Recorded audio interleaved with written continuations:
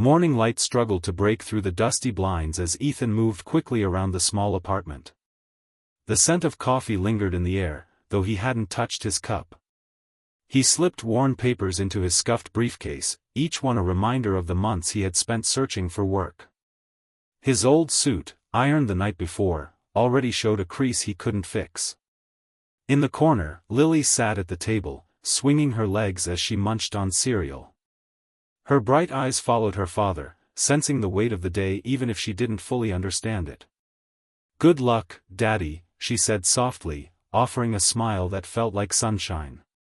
Ethan bent down, kissed her forehead, and whispered, "Today could change everything for us." He grabbed his jacket, heart pounding with a mix of nerves and hope. This interview wasn't just a job opportunity, it was a chance to finally give Lily the stability she deserved. Bills had piled up, and the refrigerator was nearly empty. This could mean new shoes for her, a better apartment, maybe even a little savings. With one last glance at Lily, Ethan stepped out into the crisp morning air. The city was already awake, traffic humming in the distance. Every step toward the bus stop felt like a step toward a different future. He straightened his tie as he walked, rehearsing answers in his head, determined not to let anything, not even his own fear, stand in his way. Today, everything had to go right. Ethan's pace slowed as he neared an intersection. Up ahead, a car sat awkwardly on the shoulder, hazard lights blinking. A woman, probably in her 60s, stood beside it, looking helplessly under the hood as smoke curled into the air. Cars passed without stopping, drivers glancing but quickly looking away. He checked his watch, the interview was less than an hour away. His stomach tightened. If he stopped, he'd be cutting it close.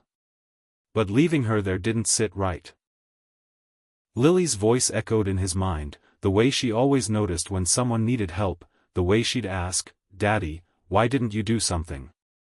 Ethan pulled over and jogged toward her. "Are you okay, ma'am?" he asked, his voice calm but urgent. She admitted the engine had died, her phone battery was dead, and she didn't know what to do.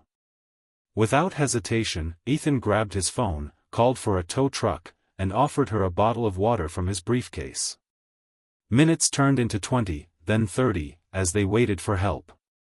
He helped push the car further out of traffic, his shirt sticking to his back from the effort. She thanked him over and over, her voice shaky with relief.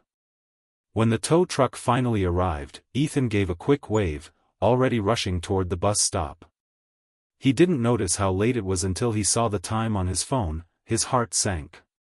The interview had already started without him. Ethan arrived at the building breathless, tie askew, and sweat dampening the collar of his shirt. The receptionist looked up from her desk with a polite but distant expression. "I'm here for the 10 o'clock interview," he said quickly, trying to catch his breath. She glanced at the clock. "I'm sorry, sir, but the panel has already moved on to the next candidate. They had a full schedule today." Her words hit harder than he expected. All the rehearsed answers, the late nights updating his resume, the hope he'd been carrying for weeks, it all seemed to collapse in an instant. "I understand," he managed, though his throat felt tight. He stepped back out onto the sidewalk, the hum of city life suddenly feeling too loud. People passed by in suits, talking into phones, hailing taxis, living lives that seemed far away from his own. He tried to swallow the lump in his throat, but the weight of disappointment pressed down on him. Pulling out his phone, he opened his messages. There was nothing to say to Lily that wouldn't worry her. How could he tell his daughter that the chance they'd both been counting on had slipped through his fingers? Ethan started walking, not toward home but aimlessly, letting the cool breeze sting his cheeks. A small voice in his head whispered that maybe stopping for that woman had been a mistake. But another voice, quieter, steadier, reminded him he couldn't have done it any other way. The next afternoon, Ethan's phone buzzed with an unknown number. He almost ignored it, assuming it was another bill collector, but something made him answer. "Mr. Carter?" a warm voice asked. "This is Claire Matthews." You helped me yesterday when my car broke down. Ethan blinked in surprise. Oh, yes, ma'am. I'm glad you got home safely. I did, she replied, her tone sincere. And I haven't stopped thinking about your kindness. I'd like to meet with you today, if you have time. Curiosity outweighed hesitation. A few hours later, Ethan found himself standing in the lobby of a sleek glass building downtown. The receptionist greeted him by name and led him to a spacious office with floor-to-ceiling windows. When Claire entered, she wasn't wearing the worried look from the roadside. She was poised, confident, the kind of person who made a room feel smaller. I'm the CEO of Matthews & Company, she explained, taking a seat across from him.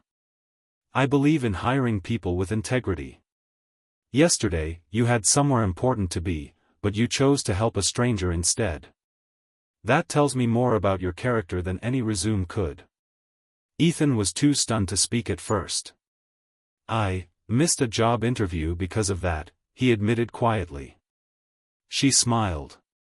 Then let's fix that. I'd like to offer you a position here. Full benefits, good salary, I think you'll fit right in. For the first time in days, hope returned like sunlight breaking through clouds. Ethan sat across from Claire, still trying to process what had just happened.